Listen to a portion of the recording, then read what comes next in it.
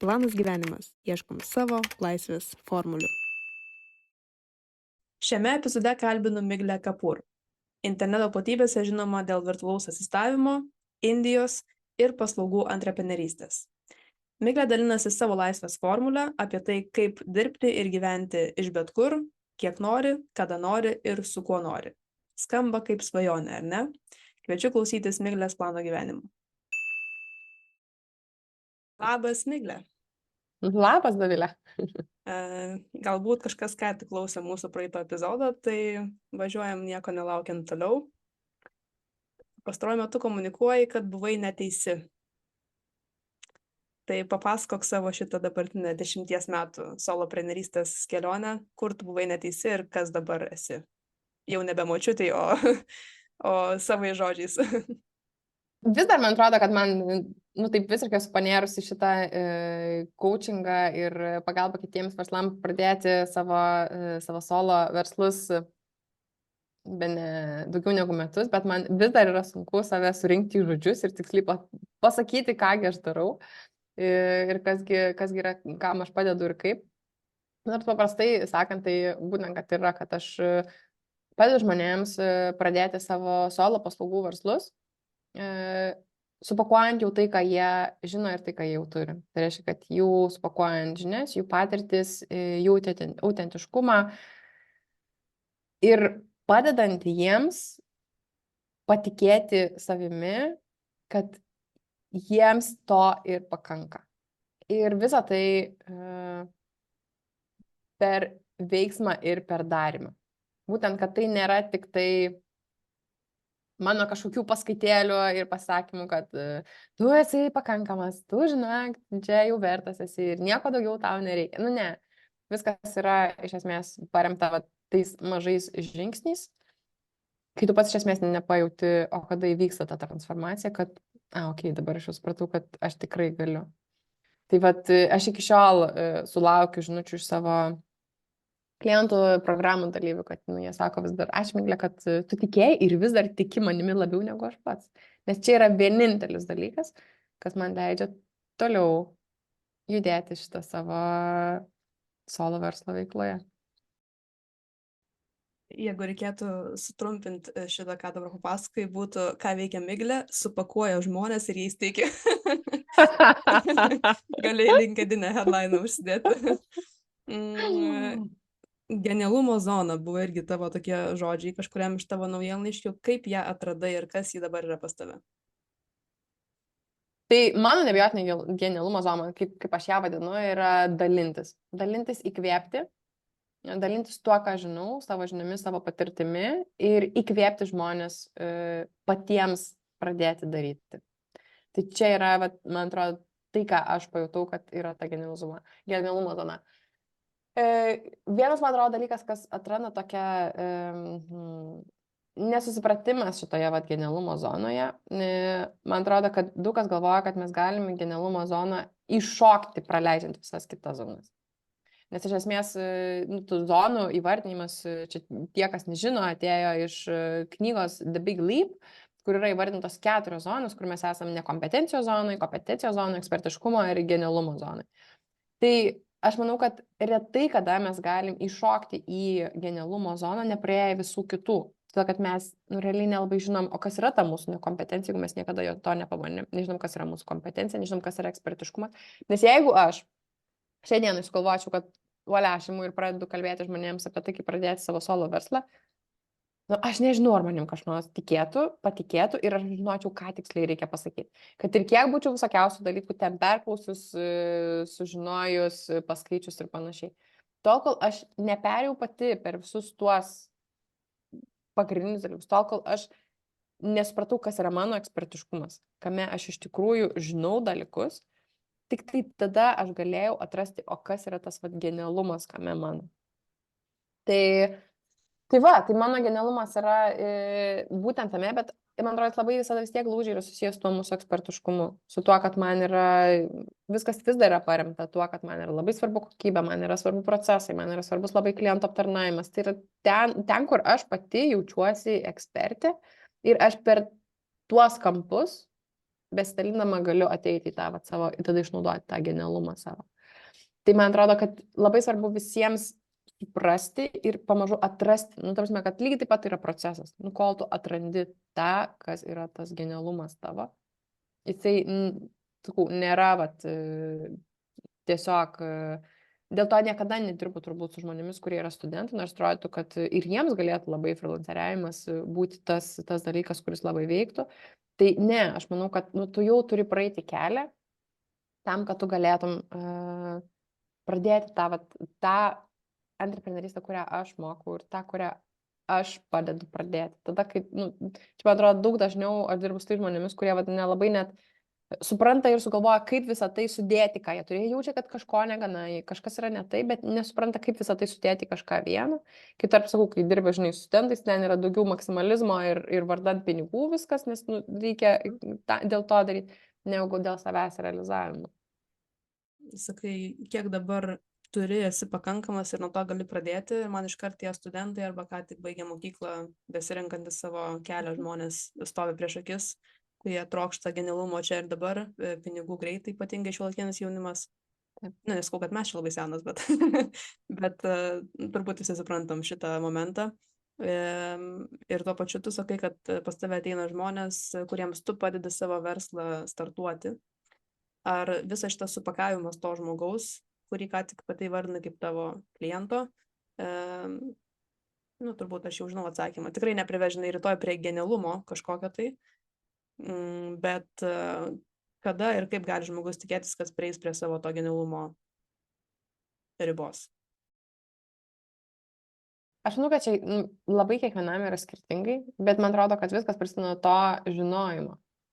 Nes aš irgi gal būčiau niekada ir netradus, jeigu nebūčiau žinojus, kad toks dalykas egzistuoja. Tai čia, man atrodo, prasideda nuo to, kad tu apskritai turi žinoti, kad yra ta tokia zona, kad tu turėtum pradėti pastebėti dalykus. Tai pasakyti, per kiek laiko tai ateis, nes yra praktiškai neįmanoma, nes aš kaip pagalvoju apie save, tai aš turbūt šitą savo genialumą atradau ten po 15 metų, ne, korporacijose ir veiklose ir panašiai. Bet ir kitas dalykas, kad turbūt tai nuolat keičiasi. Ne? Kad vienas dalykas yra, kad turbūt jeigu mes būtumėm kalbėję prieš 10 metų, tai mano genialumas būtų visiškai kitur. Ir aš manau, kad po 10 metų tas genialumas jis bus vėl visiškai kitur. Tai čia dar irgi turbūt reikia šitą suprasti, kad tas genialumas yra vis besikeičiančiose mūsų tam tikrose etapuose gyvenimo. Tiesiog turbūt ta nuolatinis pastebėjimas, nuolatinė savęs analizė ir nuolatinis veikimas leidžia kaskart būti tame genialume. Aš gal ir anksčiau buvau, tiesiog to neįsivardinau savo. Dabar man tai yra genialumas čia, kur aš esu. Tai pasakyti per kiek laiko, ypač įvardinti kažkokiais metais, mėnesiais, tai visiškai yra neįmanoma. O įmanoma būtų tau įvardinti kokių nors skirtinių savybių žmonių, prieš tai vardinai darymą, ar ne, bet kokių nors dar kertinių savybių žmonių, kurie visgi po to jau, kai nusprendžia, kad eina daryti kažką tai link laisvės, tai jiems ir pavyksta. Tai va tiem, kam pavyksta, kuo jie skiriasi nuo tų, kurie nesvarbu, kuriam dabar gyvenimo etape yra, kurie toliau sėdi ant sofkės ir galvoja, ai rytoj. Tai čia iš tikrųjų visai neseniai pasidalinausi čia apie tą patį, man vis dabar atsivėrusios akis ir verslumo įgūdį, kuris sako, kad yra pagrindinės charakteristikos 5, kurios ir leidžia jas būtent puoselėjant pasiekti tą jausmą, kad tu imi ir darai. Tai viena iš jų yra tas sprendimų priėmimas.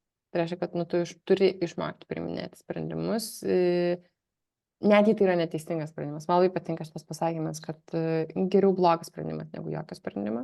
Ir tada tu turi išmokti tos sprendimus priiminėti nuolat. Kitas dalykas yra tas čia ne visai pasitikėjimas, bet tas, jis labai susijęs su tuo sprendimu priimu, bet tas užtikrintumas. Kad tu užtikrintai darai dalykus. Ne? Aš galvoju, kad kai mes žiūrim į žmonės, kurie stovi ant scenos ir kalba, nu jie labai užtikrintai kalba. Skirtai mes, jeigu žiūrim į tam tikrus žmonės, tai tie, kurie užtikrintai kalba, jie mums daug labiau imponuoja, negu tie žmonės, kurie ten rangosi, lemena ir panašiai, ne? Ir jų žinių lygis gali būti identiškas, visiškai. Tai nėra apie tai. Nes man atrodo, tai ką, girdžiu irgi tokius kontra tada komentarus, tai ką reiškia, kad čia reikia sakyti, nors nieko neišmanai? Nu ne, aš visiškai nesakau, kad reikia sakyti to, ko tu neišmanai. Labiau yra apie tai, nu, kaip tu sakai tam tikrus dalykus. Ar tu užtikrintai sakai dalykus, ar tu iškart numeti ir parodai, kad, nu, tu nežinai. Tai čia kitas yra dalykas. Trečias dalykas yra turbūt pozityvumas. Tai yra tai, kad tu turi išmokti pozityviai žiūrėti dalykus. Ir nesvarbu, kas ir kaip, ir, nu, kaip ir kalbėjom prieš tai, kad tų iššūkių visada bus, bet turbūt rasti tame visame kame pozityvumo. Tai jeigu tu turi to pozityvumo, tai tau tada paprasčiau yra paimti ir padaryti dalykus. Kitas dalykas yra priėmimas klaidų. Ir priėmimas jų ne kaip klaidų, o taip, kad bus jų, kad bus tų iššūkių, bus visko, bet tiesiog priimti tai, kad, nu čia dar vienas dalykas atsitiko, važiuojam toliau.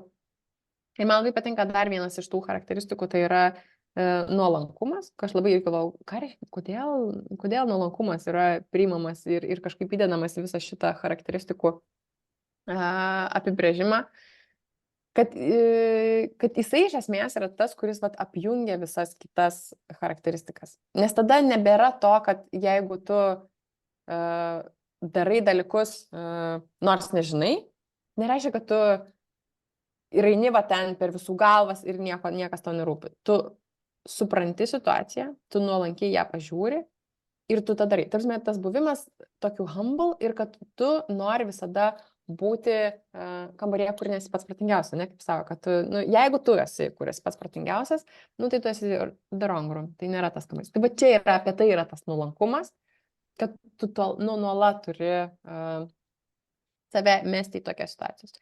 Ir kai, tu pabandai šitos dalykus, jie atrodo, kad, čia viskas yra savimi suprantama, bet jeigu tu realiai pradedi šitas charakteristikas taikyti savo realiam gyvenime, tu mažu pradedi pastebėti, kaip tu pradedi tiesiog imti dalykus ir daryti. Nes tu imi ir priimi sprendimą. Tu visai kitaip pradedi kalbėti ir apie savo mintis reikšti ir apie tai, ką tu žinai ir tai, ko tu nežinai. Tu pozityviai, visi nori veikti su pozityviai žmonėmis ir iš pozityvumo atsiranda tas inercija daryti, nes tu tiki, kad viskas gali būti gerai. Tu žinai, kad bus klaidų, bet tu tai priimi. Ir tu nuolat stengiasi apsupti save ir būti ten, kur tu galėtum tobulėti ir nebūti tas pats protingiausias žmogus. Koks dabar yra tavo planas gyvenimas? Neturiu aš planų iš tikrųjų. Aš galvoju, kad aš pakankamai, man atrodo, kad aš labai pasitikiu savo intuiciją. Ir aš daug ką darau iš jausmo ir iš intuicijos gyvenime. Ir jis mane atvedė, kur čia su šiandien, tai ir aš esu tam dėkinga. Mano turbūt tas toks planas gyvenimas anksčiau užsibaigdavo su planavimu dienos, savaitės, tokio sudėliojimo, to-do listo ir panašiai. Viskas pasikeitė apskritai, dar aš, man atrodo, mokiausi dėlioti planą tapus mama, nes supranti, kad viskas yra visai kitaip ir planas nebeįsigyvenina taip, kaip tu galvoji. Ir kaip tu planuoji, ne visada taip būna.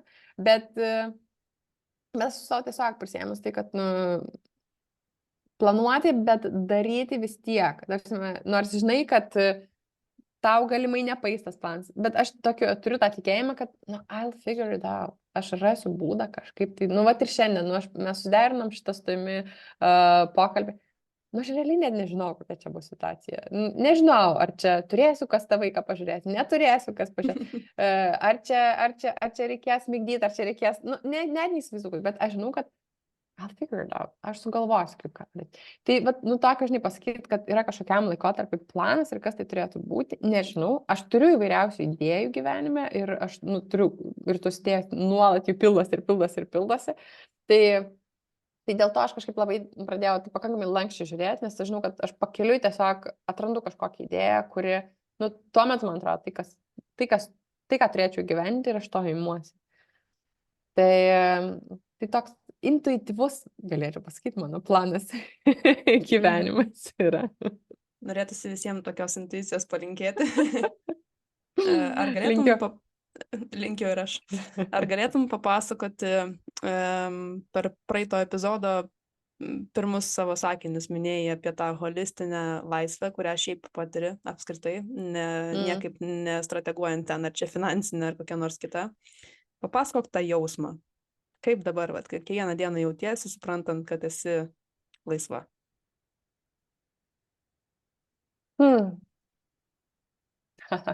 Nupasakoti jausmą. Jo, Labai sudėtinga, bet... Jo, jausmą nupasakoti yra beprotiškai sudėtinga iš tikrųjų. Bet, žinai, man atrodo, kad tą jausmą geriausiai nupasakoti, tie vat aha momentai ateina, tai taip pat ateina kažkokios akimirkos ir tas jausmas, kad, esu čia, kur esu ir čia yra žiūri faina. Aš čia mėgaujuosi šituo, kur aš esu dabar šią akimirką. Tai, vat, tokios akimirkos man ir leidžia suprasti, ne, kad vat, čia aš dabar gyvenu tą savo pilnai holistiškai laisvą gyvenimą. Tai, žinai, atrodo, vat, kartais aš tiesiog išeinu iš kokio nors kolo, iš kokios nors konsultacijos. Ir man tas jausmas, tas toks pakilėjimas ir ta laimė ir tiek daug tos energijos ir visko ir taip atrodo, gyvenimas yra wow, aš žiūriu ir tada, tada atrodo ten, nežinau. Tai va, tokios akimirkos, jos ir parodo, kad tu tikrai gyveni visiškai pilnai tą holistinį savo laisvą gyvenimą. Nes, kad būna visokiausių ten tų kalniukų, tai taip. Tai, man atrodo, va, tas jausmas, negaliu aš jo nupasakot, bet nes jis tikrai toks, man atrodo, viskas kaip čia yra, bet tai yra tam tikrais momentais. Ir svarbu, man atrodo, tos momentus pastebėti. Kai tu sakai apie va, tą momentą įdėti savo kažkur, tai pastebėjus, kad, va čia yra ko aš ir norėjau. Va čia yra, ko man atrodo, niekada negalėjau gal to įvardinti, bet čia yra, aš mėgaujuosi tuo, kur aš esu ir kaip viskas yra. Vėl skamba per daug gerai. Bet tikiuosi, kad šitą jausmą... Aš turiu tiesiog labai gerą iš tų verslumo visų 5 charakteristikų, tą labai gerą pozityvumą, man atrodo, dalį. Tu apie jį kalbėjai, galvojau, čia visiškai Miglės yra reikalas. Labai tikiuosi, kad bent dalį šito jausmo klausytojai gali kažkaip išgirsti ir pajausti.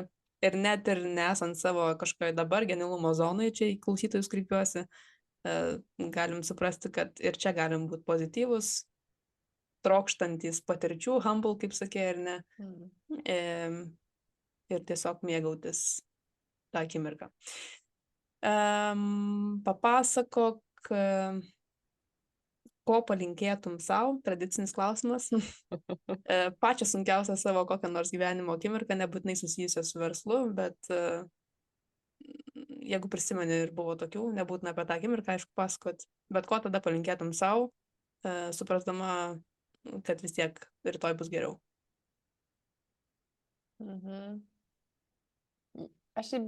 atrodo, aš jau šiaip visada tą darau. Čia vat yra, man atrodo, vienas tų dalykų, kad aš niekada neleidžiu savo įeiti į, aš vis tiek žinau, kad viskas bus gerai. Aš žinau, kad bet kokioje situacijoje, kad ir kas atsitiktų, tikrai.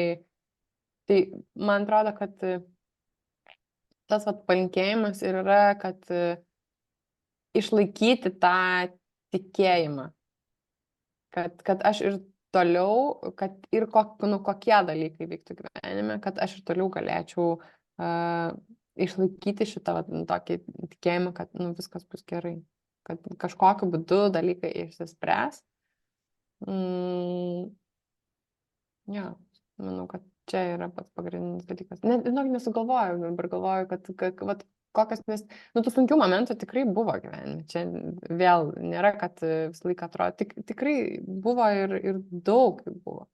Bet Vienas, tai man atrodo, kad, kad aš labai nelaikau dalykų labai ilgai, giliai širdį kažkur, tai aš labai kažkaip, man atrodo, moku per tą pereiti greitai. Tai va čia irgi gal, kad toliau šitą taip pat daryti ir gal, ką turbūt aš savo palinkėčiau, truputį priimti daugiau lengvumo. Čia, man atrodo, vat kitas dalykas, kas ateina dabar į mano tokį vis rodyną gyvenimo, kad man truputį reikia savo daugiau lengviau ir paprasčiau kartais pažiūrėti į dalykus. Nes aš tiesiog savo keliu nežmoniškai didelius ir kitiems nežmoniškai didelius reikalavimus.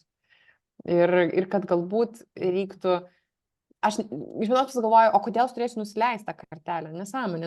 Čia yra tai, kas man neišskiria. Yra daugybė žmonių, kurie ir sako, kad buvo su tai malonumas visada dirbti ir paslaugas pirkti, nes tai buvo, ta kartelė buvo tokia aukšta, sako, kad aš nerandu net su kuo tu palyginti dabar, kai reikia dirbti su kažkuo, tai yra labai labai sunku. Paslaugas iš kitų kažkokių virtualių asistentų pirkti. Tai buvo taip aukštai. Ir tada galvoju, kodėl aš turėčiau nusileisti. Bet aš suprantu, kad man kaip žmogui, man tai yra sudėtinga. Nes aš kartais pažiūriu, kad žmonės, kurie turi daug žemesnės karteles, jie jau yra seniai ten, kur aš vis dar žiūriu, kad aš norėčiau nueiti. O aš vis dar bandau ištobulinti šitą, ką aš turiu čia šiandien. Tai va, čia vienas iš tų dalykų, man atrodo, kad man reikia išmokti, nenoriu sakyti nuleisti kartelę, bet labiau su lengvumu pažiūrėti ir priimti tą lengvumą, kad aš galiu tų pasiekti dalykų ir paprasčiau žiūrinti dalykus. O kalbant apie sunkius laikotarpius gyvenime, man atrodo, dar neaptariam verslaus žmogaus vieno iš esminių turbūt momentų, tai yra rizika ir investicija. Turėjai kokių nors patirčių, kur investavai nesvarbu ko, ar pinigų, ar laiko, ar energijos, belenkiek, neaprėpiamai daug, ir arba neatsipirko taip, kaip norėjai, arba supratai, kad čia buvo žiauriai gera pamoka? Žinai, net kaip pasakyti, belenkiek žiauriai daug, man toksai, Tokio, ar tokių net buvo, pas mane galvo, aš taip visada labai pamatuotai tas rizikas priimu, tai man taip kažkaip, tai aš tikrai, aš gal esu iš tų, kur aš taip, aš rizikuoju, bet labai pamatuotai. Aš tikrai niekada nedarau, ten, nežinau, turbūt niekada nesugalvočiau pasimti paskolos, ten, nežinau, milijardą ir galvoti, kad tiškai išsimokėsiu po metų laiko. Kas čia man reiškia, nieko čia tokio.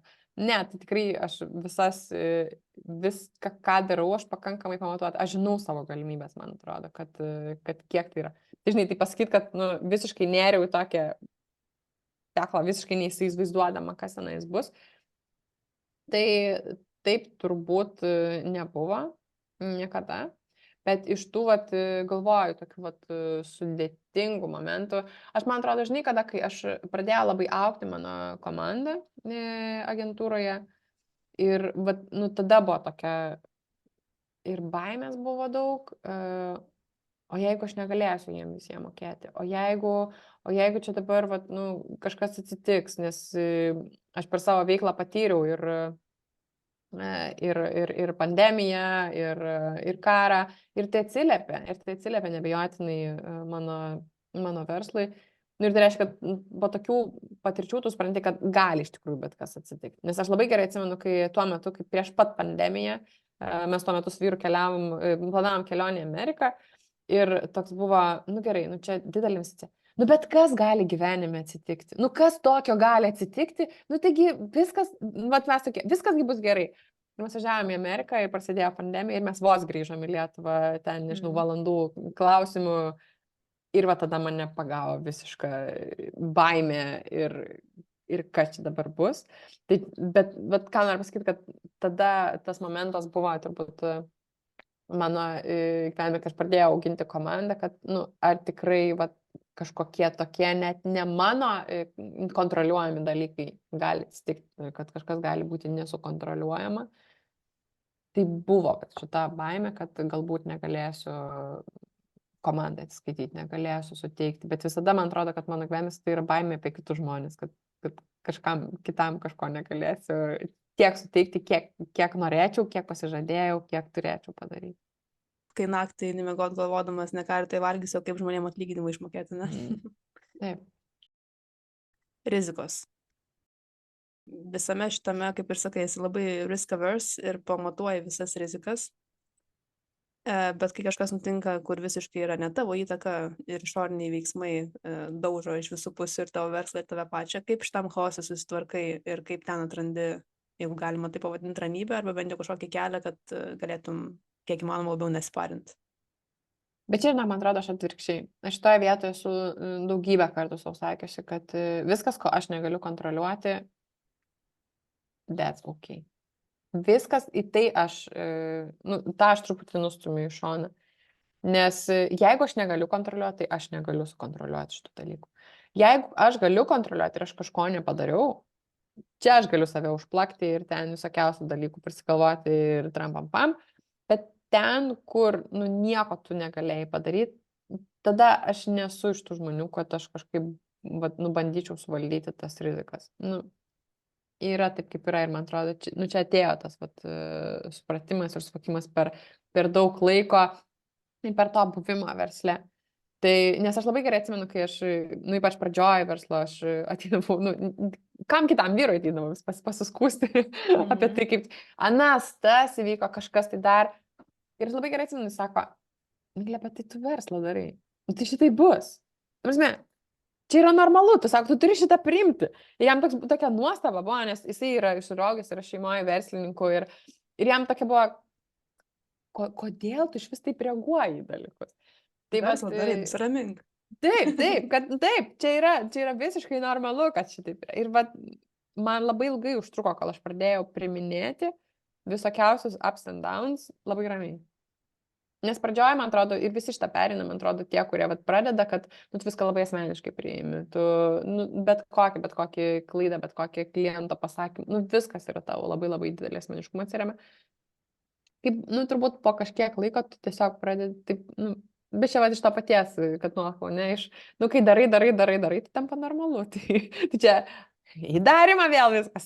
Vėl į darymą viskas. Tiesiog reikia pradėti daryti, net kai nežinai, net kai negali pamatuoti su riziku, net kai negali kontroliuoti vis, tu vis tiek imi ir darai.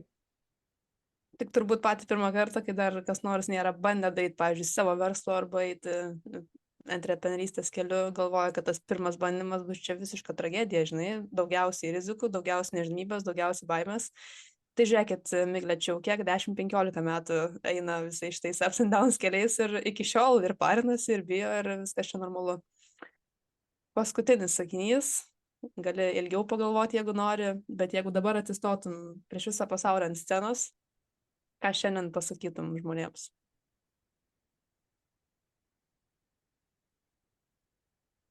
Wow, nes prieš visą pasaulį čia, žinai, nebe prie savo idealų klientą. Čia yra, man atrodo, nes idealus kliento ir savo tų žmonėms, kuriais tu dirbi, tu tikrai žinai juos ir pažįsti, žinai jų baimės, bet prieš visą pasaulį yra visiškai kitaip. Bet turbūt aš vis tiek galvoju, kad man šiai dienai labiausiai skamba tas pasakymas, kad you'll figure it out. Kad ir kas nutiktų, tu rasi būdą, rasi sprendimą, tu sugebėsi iš jo išeiti. Tai reiškia, kad kai tau įkrenta į rankas kažkas, tu randi būdą, kaip iš jo išeiti, tu randi būdą, kaip tai pateisinti, tu randi būdą, kaip tai patenkinti. Ir bet kas vyktų, visiškai, man atrodo, čia visiškai nesvarbu, čia ne vien tik tai apie verslą ar apie kažką, ne, kad man atrodo, kad visada, atsiranda ir būdas to pasiekti, nesvarbu, ar tai bus kažkoks pasiekimas, ar kažkokia situacija, kur jinai, ar tai yra gera ar bloga situacija, ne, kad tu visada atrandi būdą, kaip arba išspręsti tai, arba su tuo susidoroti, arba to pasiekti. Tai žodžiu, tiesiog turbūt dream big, svajoti plačiai ir veikti mažais žingsniais link to, bet kartu ir tikėti, kad Nu, tu gali rasti būdą, kaip kiekviename žingsnyje susitvarkyti ar pasiekti vis kažkokį tai kitą laiptelį. O jeigu būdų nerandat ir norit, kad kažkas supakuotų jūsų visas žinias ir dar patikėtų jumis labiau, negu kad jūs patys, ateikit pas Miglę. Ačiū tau. Ačiū tau labai, Dovilė. Planas gyvenimas kalba apie asmeninį produktyvumą ir projektų valdymą komandose.